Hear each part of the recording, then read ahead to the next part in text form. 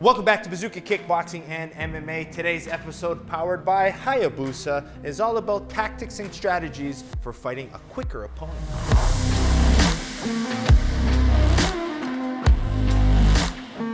All right, in today's episode, we're breaking down how to fight a quicker opponent. We've talked about fighting big power punchers. We talked about good kickers. We talked about someone who's a pressure fighter, a dynamic, evasive fighter, but we never really touched upon fighting someone who's quicker than you. And a lot of times it happens. You don't realize it, but when you're getting hit and you're finding it very difficult to hit your opponent. The game is all about hit and not be hit. So someone fast is able to hit and move, and then you're struggling to close that distance. So I'm gonna try to make it a little bit easier for you to understand how do you close the distance? How do you fight someone who can move so quickly? All right. Now, the first tip I'm going to give to you is almost relating to my fight, like when I fought Raymond Daniels. He was a point karate fighter who knew how to bounce and boom and explode with their blitzing. They were that fast, and so you have to kind of capitalize on understanding that he might be quicker than you, but there's moments where if you put them in a certain position, they can't move forward, they can't move backwards, and then you're going to see how I kind of thought and approached that fight there at Glory 13 in Japan. So let's start right away. They're quick, they're fast. All right? So one of the things that they're going to try to do is they're going to try to hit me and get out of the way. So when someone is very fast, I don't want to have a relaxed guard, because even though I'm relying on head movement, he might hit me, boom, and as soon as I go to hit, he's gone. He's out of position. I can't touch him. So what I like to do here is I like to bring calculated pressure, all right? Now, the key word, calculated pressure, okay? There's aggression. If he's hitting, I just running forward, that's too dangerous. That's called stupid pressure, right? I'm just crashing distance. Calculated, which means I slowly walking forward, boom, and I'm going to keep a nice high guard, whether I'm high guard and parry, which I prefer in small gloves, right? I'll like to be here in small gloves. In big gloves, I can go traditional high guard, and as soon as he punches me, right, he backs up. I take a step forward. Okay, he hits me, boom, I take a step forward. He hits me, I take a step forward. Now I got him against the ropes, all right? Now this is where I want them, because now I only know they have two directions to go, okay? So tip one, use the high guard, slow calculated pressure. Usually after he strikes, I'm gonna close the distance. So Matt's gonna hit and move, right? Boom, and then I close that distance right away. He hits, boom, he goes to move back, I close that distance right away.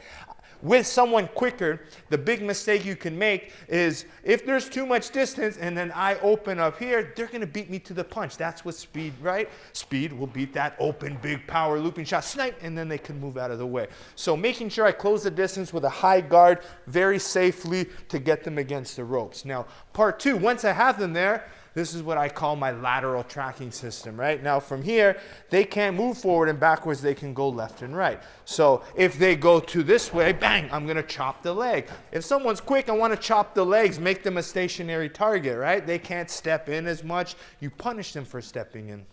Now, if they go to the other direction, bang, I like to throw fast hooks. Or if they go that way, bang, I can throw any left style attack very quickly, all right? So this is what's called lateral tracking. If they stay here, right, I'm gonna stay technical, and then eventually I'll move them into the direction I want. If I want them to step this way, I'll throw a hard hook, and I'll go back this way. Or if I want them to escape the other way, I might create an angle this way, and then punish them through as they step on that angle, right? So I'm the director here. Whether they move there personally and I chop them very hard, or they move that way, my left hooks, or I push them in that direction by creating an angle. If I step here, you know they're gonna go in this direction. If I start coming here, you know they're gonna come here, and I'm gonna split the guard and use my left side attack, okay? So from there, I can direct them. Now, if you are in a kickboxing ring, having the corner is the best, all right? So I'm going to put Matt in here. Again, MMA fighters, we might have different scenarios, being in the cage, more circular.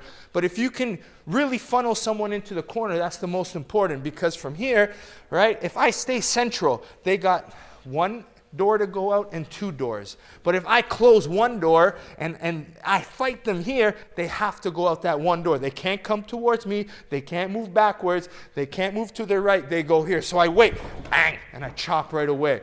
I might stay central here. I might close this door. Now when they escape this way, bang, I could attack with my left side attacks, all right? So that's what I call lateral tracking. So I use my high guard calculated pressure against the rope. From there, I use my lateral tracking system, punish them, right? I don't want 4 directions they could move. 2 is easier for me to manage, right? And if I could push them in, that's one way, so I know which direction they're going. All right, now once you have it, all right, you have to be understanding that they might be quick. And with the quickness, right, especially the blitzers, they hit and then there's a moment where they're stationary, okay? So if Matt hits me here, boom, right?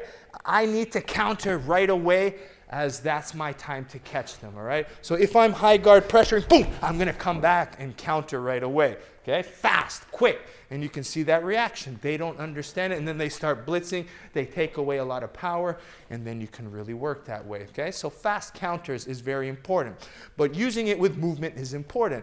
So say, for example, Matt's here, and after I close the distance here, he evades. So what I'm going to do now is I close that distance quick. As soon as he exits, I counter that step with a low kick. So crash the distance. As soon as he exits, boom, I chop the leg. Or if he comes here and say he punches, I might exit off of a fast punch, boom, and then I counter, and then I'll close my distance again. So I might draw them in for them to throw so I can counter it, or I'll move them backwards. The last thing I want to do, though, is just stay here. Because if I'm sitting here waiting, boom, they can snipe and move, right? Or if I move backwards, they're going to come to more me. So this way, boom, I could try to counter. Or if I move close, and then I could be able to counter on the exit. So I want to counter them based on their movement, all right? Now, the last thing I'm going to do against someone quick, fast, explosive, right, is I'm going to use feints, right? I want to draw out their attack, right? This will let me counter a little bit better. This will help me calculated pressure a little bit better. So from here, if I'm using my feint, boom, I get that reaction, right? So even if I feint and he throws, boom, right, bang, I got my distance for him to close, right? Once he committed on a punch, there's an opportunity for me to counter. If he's just hitting and running, I can't really get there. So this is where either I feint here, boom, get a reaction and I counter, or I feint and say he moves backwards, bang, I chop on the exit, just like the other strategy. Now he's against the rope, I'll keep him here. I'll walk him into this way, I'll cut the angle this way, bang, I'll split the guard this way. Okay, he throws a shot, boom, I counter, boom, use my lateral tracking.